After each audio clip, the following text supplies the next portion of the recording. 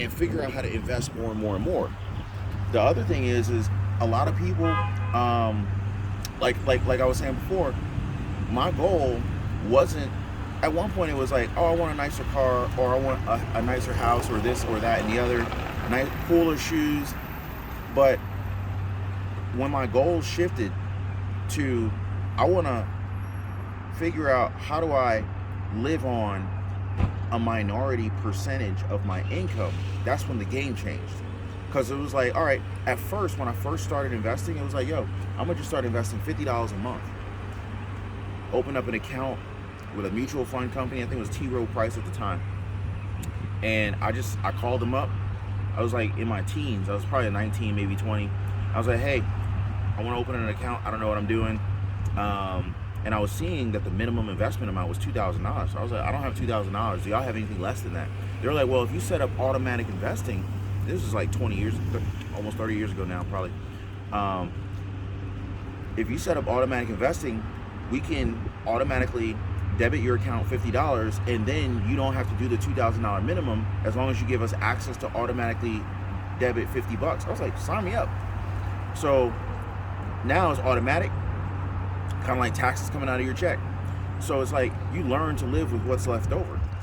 But what I learned over time is all right, if I started with 50, eventually my goal is to bump this contribution rate up to $100. And then how do I bump it up to 150? How do I bump it up to 200? How do I bump? And then when you see the power and the trajectory of compound interest and compound growth, it's like, yo, how do I speed this thing up? So then it's like, all right, how do I make more money so that I will have more money to be able to throw into this machine? So then for me, it was like, all right, so the next thing I need to be doing is figuring out, okay, how do I get to say, all right, look at a 401k. 401ks are cool for the fact that, and some people are not fans of them, that's cool. I'm not trying to convince anybody, but if you look at a 401k, I think they're kind of cool because it's one of the few investments you can double your money without any risk. And how do you do that?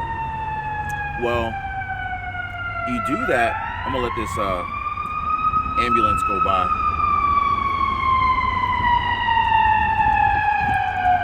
So how do you do that? Well, most companies that offer a 401k generally offer some form of matching. Every company I've ever worked for has matched dollar for dollar up to a certain percentage of your income. So if for easy numbers you make $100,000 a year, 6% is $6,000. So that means that if you contribute $6,000, your employer is going to match your $6,000. You also don't have to put your money in the stock market. I did. And so your money can grow. Past performance is no indication of future gains, but disclaimer. But the point is if you just put $6,000 in, you've made $6,000. Your employer is matching you if your employment, if your retirement plan supports that, right? So it's like if you didn't, you lost $6,000. Look at it that way. If doubling your money doesn't entice you, look at the fact that you lost half if you didn't. However you need to look at it so you don't lose. And so 401k is, if you don't do nothing else, get your free money, right? So that's that.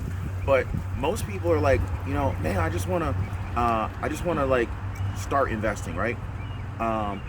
Do what I did, start at 50 and work your way up.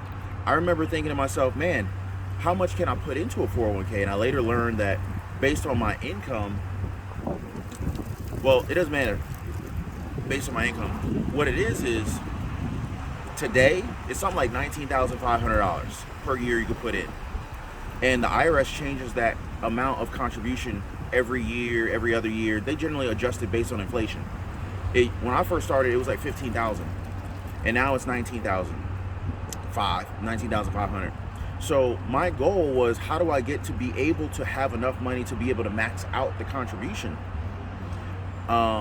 Because it's like I'm looking at these compound interest charts and tables, and I'm like, man, like, wow, if you just put this much in per year, growing at a rate of say 8%, 7%, man, if you did this for 10, 15, 20 years, 25 years, it's amazing how much it can grow into. And you're also not limited to making $19,000 contributions, you're only limited from the 401k. You can always go on out and open up a individual brokerage account, and you can put in as much money as you want. You're only limited to how much money you have. So then when I realized that, I was like, well, I need to figure out how do I get more money so I can put more money in so I can hurry up and get to a point where it earns more, where the money earns more than I can earn. And now it's like, I don't even need to drive this thing. It's just going to keep, snowballing bigger and bigger and bigger as long as I don't touch it. But the fastest way to get there is to figure out how to minimize expenses and maximize contributions as fast as possible. And the other thing is, so one of my goals was I want to max out this 401k. But once I figured out how to do that, that was like, I want to say it was like, let's just say it was like 20% of my income. So that meant I was living off of 80% of my income. So I was like, wouldn't it be cool if I could contribute 50% of my income? So how do I do that? Well, it's a combination of increasing my income and decreasing my expenses, which is the exact opposite of what most people do. Most people get, I was going to say most people get it wrong, but it depends on what your goal is. If your goal is to just spend all your money and buy, keep continuously upgrading your lifestyle, then that's cool if it makes you happy. But if your goal was like my goal, which was, let me upgrade my lifestyle later when the compound interest and the passive income is paying for it, that's what I was about.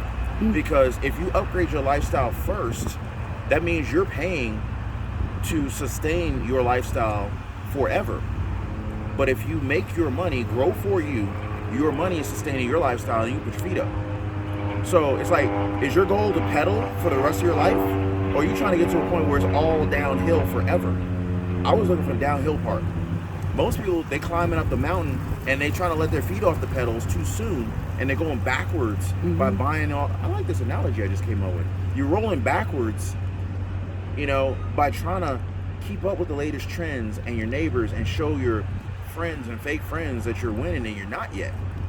And it's like, when some people, they make a little bit of progress and they think they've made it, and it's too soon to celebrate to the extent that they're doing it.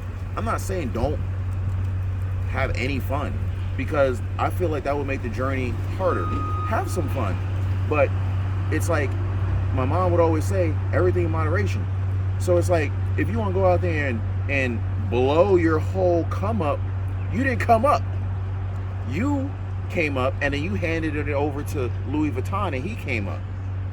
So unless your goal is to continue to fuel his yacht, you got to make a choice. You got to make a decision. But that's all for today's video.